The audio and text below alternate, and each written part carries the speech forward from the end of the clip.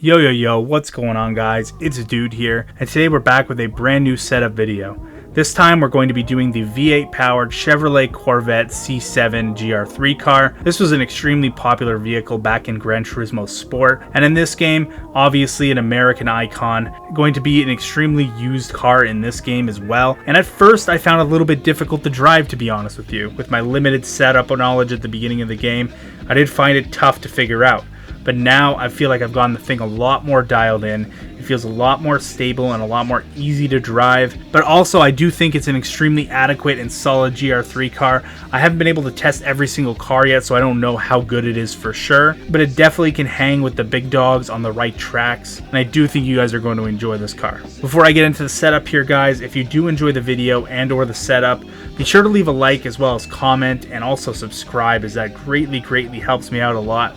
I really do appreciate the support I've gotten on my previous few videos. But yeah, without further ado, let's get into the setup. So here we are in the Chevrolet Corvette GR3 setup. Now, it is a pretty standard front engine setup that I would run, but just to keep the car a little bit more stable under heavy throttle input at low speed, I did put the acceleration sensitivity to a bit lower of a value. If you do put that value too low, the RPM start doing this kind of weird lazy spike followed by a big bog. So that's why I do have it a little bit higher to ensure that that doesn't happen. Otherwise, the setup is pretty standard issue for this game. If you do find the car to be oversteering a lot and having a hard time with it, slowly creep up the front ride height. But the more you creep that front ride height up, the more you start to lose high-speed cornering potential, so keep that in mind. But I do think the setup is very manageable. Onto the transmission now. It is pretty standard issue stuff. Now, this gearing is designed for our reference lap track today, which is Trial Mountain. So if you are running on a track where you're going to need a little bit more gear,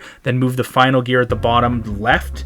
And if you have a track where the straights are a little bit shorter, or you're running on the BOP with less power, then moving the transmission to the right will make a lot of sense. If you're someone who enjoys running traction control, maybe moving your first and your second gear a little bit to the left might be beneficial and might make the traction control system a little bit more happy. For me, I like running the longer gears as it helps me put down the power with no TCS. Also, because this car has more than adequate straight line speed, I'm also going to recommend, if you're running a track like Daytona Road Course or High Speed Ring, or something with a lot of straightaways or an extremely long straightaway, moving the downforce down will be great for those sorts of tracks. I have this car set up for more of a handling based track, so running max downforce makes sense for me. But if you're running, like I said, a High Speed Ring or Daytona Road Course, you could actually bring the downforce down a lot, or you could bring it down all the way. It's something that you can kind of fool around with, but for me, on handling tracks, I prefer max downforce. So yeah, once again, guys, we have our lap at Trial Mountain. We're going to see where it stacks up on the leaderboard, and without further ado,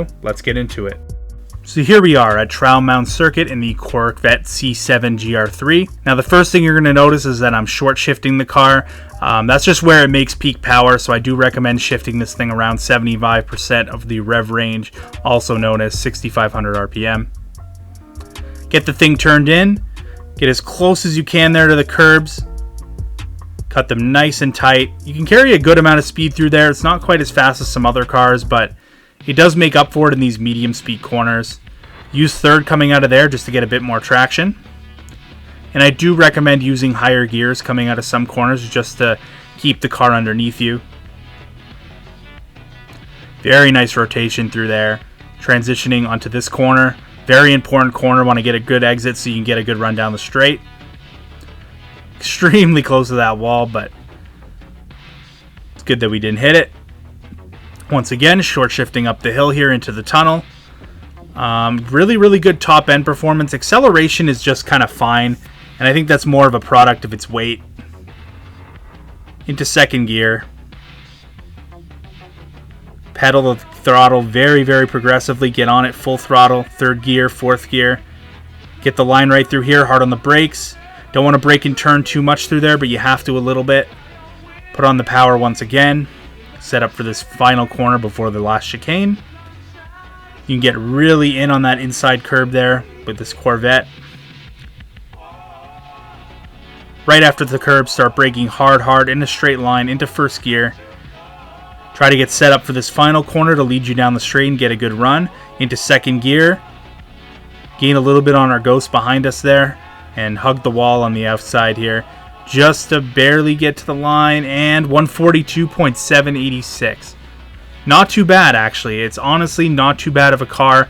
Now, this is not obviously the fastest car at this track, but I do believe at some other tracks where there's maybe a little bit less kind of mid-range acceleration zones, some more top speed zones, this car can be an extremely effective option. I do really like the way it drives in those medium speed corners, and I think it's more than effective enough to take you around almost any track extremely quickly. Now, if you guys did enjoy the setup and or the video, clicking that subscribe button as well as leaving a like and comment is extremely helpful for me. These tune videos really seem to be popping off and you guys really seem to enjoy them. So leave a car recommendation in the comment section below and I'll try to get to it as soon as possible. There are a lot of cars I need to get to, obviously, but the more comments I see, the more likely I am to tune that car, so keep that in mind. Otherwise, I really hope you guys enjoy your night. That's it for me. I'm out. Peace.